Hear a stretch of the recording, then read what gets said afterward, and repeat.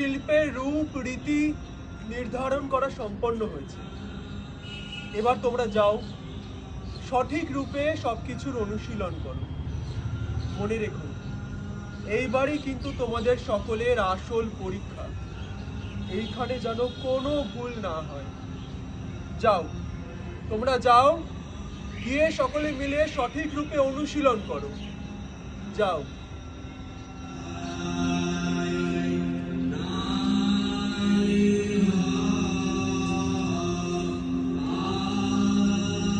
প্রণাম গুরুদেব। সর্বদা দয়ালু হও।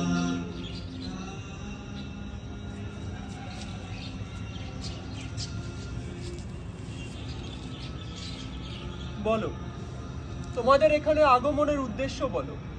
গুরুদেব, আপনি নাট্যশাস্ত্র লেখার পর থেকে আমাদের মনে অনেকগুলো প্রশ্নের উদয় হয়েছে। তাই সেই সব প্রশ্নের উত্তর জানবার জন্য আমরা সবাই আপনার কাছে এসে উপস্থিত হয়েছি। বেশ, বলো, তোমাদের মনে কি কি প্রশ্নের উদয় হয়েছে আমার সামনে উত্থাপন করো।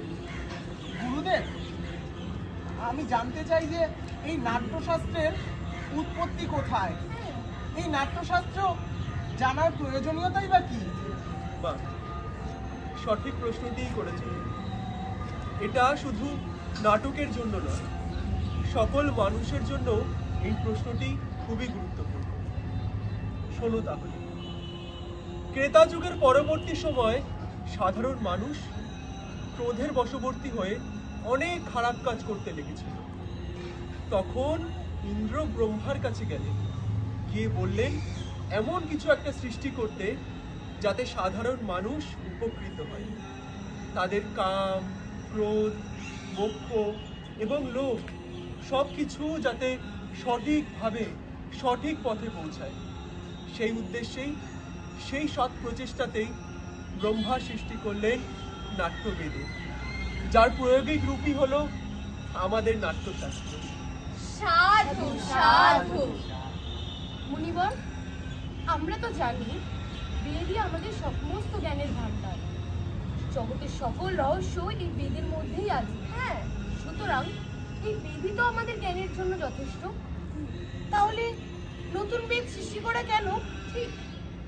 নতুন বেদ সৃষ্টি করার কারণ হচ্ছে বেদ, চারটি বেদ খুবই কঠিন। সেটা তো সাধারণ মানুষ অব্দি পৌঁছে দিতে হবে। আর মনে রাখতে হবে একমাত্র নাটকই পারে সহজভাবে সমস্ত কিছু মানুষের সামনে নিয়ে যেতে। তাই ব্রহ্মা নিজের চিন্তা শক্তিকে প্রয়োগ করে এই সৎ প্রচেষ্টায় তৈরি করলেন পঞ্চম বেদ, যাতে সাধারণ মানুষ সঠিকভাবে সমস্ত কিছুর জ্ঞান লাভ করতে পারে এবং সহজভাবে সেই জ্ঞান লাভ করতে পারে। আচ্ছা গুরুদেব, আমার একটি প্রশ্ন রয়েছে। বলো। আচ্ছা, এই চার বেদই কি সমস্ত নাট্যশাস্ত্রের মূল উপকরণ? আপনি একটু সবিস্তারে বলুন। হ্যাঁ হ্যাঁ, আমি জানতে একটু চাই। বলুন গুরুদেব, বলুন। শোনো তাহলে,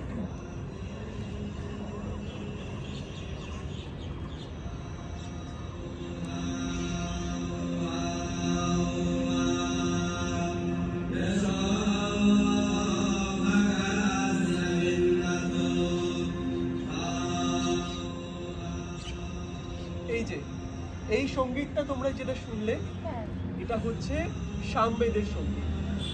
সামবেদ থেকে নেওয়া হলো সঙ্গীত, যজুর্বেদ থেকে নেওয়া হলো অভিনয় এবং অথর্ব বেদ থেকে নেওয়া হলো রস। এইভাবে চারটি বেদ থেকে কিছু কিছু জিনিস নিয়ে সৃষ্টি হলো নাট্যবেদের। গুরুদেব, আমার মনে আরেকটি প্রশ্ন যাচ্ছে। বলো। নাটক কি শুধু দেবতাদের জন্যই তৈরি হলো?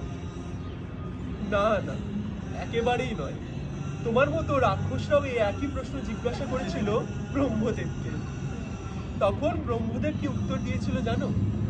ব্রহ্মদেব বলেছিলেন দেবতা, দানব, মানুষ এবং রাক্ষস সকলেই এই নাটকে অভিনয় করতে পারে। সকলের জন্য তৈরি হয়েছে এই নাটক। আচ্ছা গুরুদেব, এই নাটক তার মানে কি সমাজের জন্য খুবই গুরুত্বপূর্ণ? হ্যাঁ, সমাজের জন্য খুবই গুরুত্বপূর্ণ এই নাটক। কারণ সমাজের বিভিন্ন দিক, প্রত্যেকটা শিল্প এই নাটকের মধ্যে একত্রিত হয়েছে। এই নাটক সমস্ত শিল্পের সঙ্গম।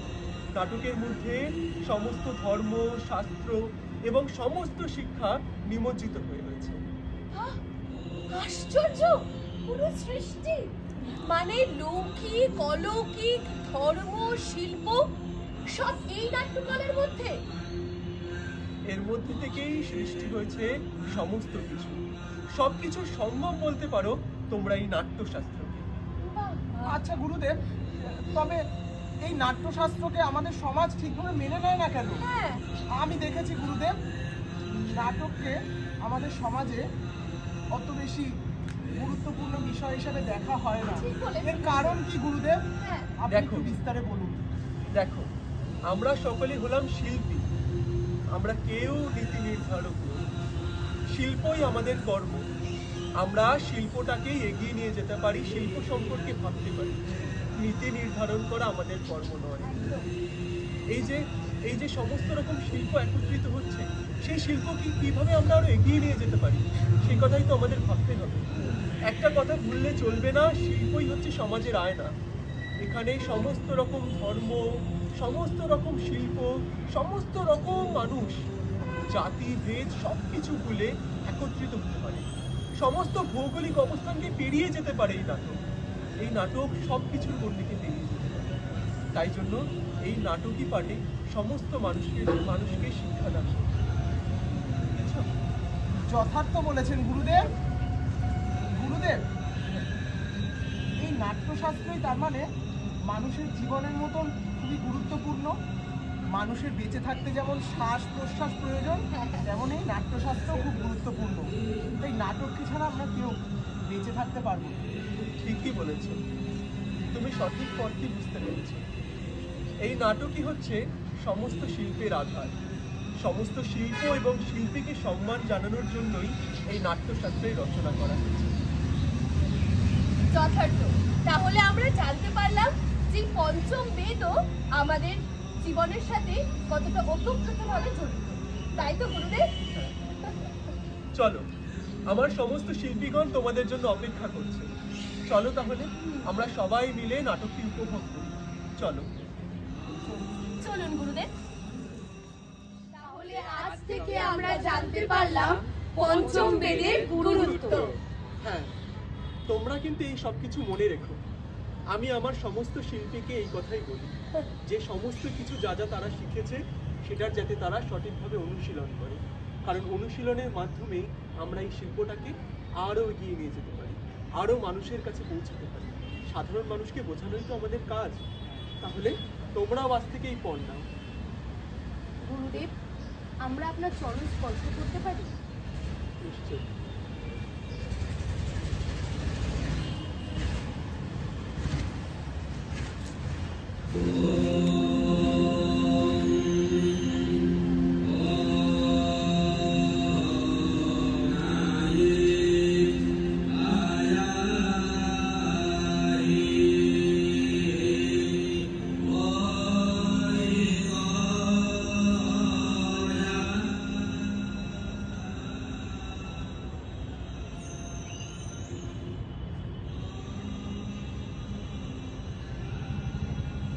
এ দেশ তোমার আমার, আমরা হব সবার, আশা পূরণ করব মোরা সবার প্রচেষ্টায়। এ দেশ তোমার আমার, আমরা হব সবার, আশা পূরণ করব মোরা সবার প্রচেষ্টায়। এই জগতে সবাই সৃষ্টি নিয়ে মাতে, এই জগতে সবাই সৃষ্টি নিয়ে মাতে, নির্ভীক আর কলুষ হয়ে সাহসকে তারায়। এ দেশ তোমার আমার, আমরা হব সবার, আশা পূরণ করব মোরা সবার প্রচেষ্টায়। এ দেশ তোমার আমার, আমরা হব সবার, আশা পূরণ করব মোরা সবার প্রচেষ্টায়। আয় রে আয়, আয় রে আয়, আয় রে আয়, সবাই বয়ে যায়।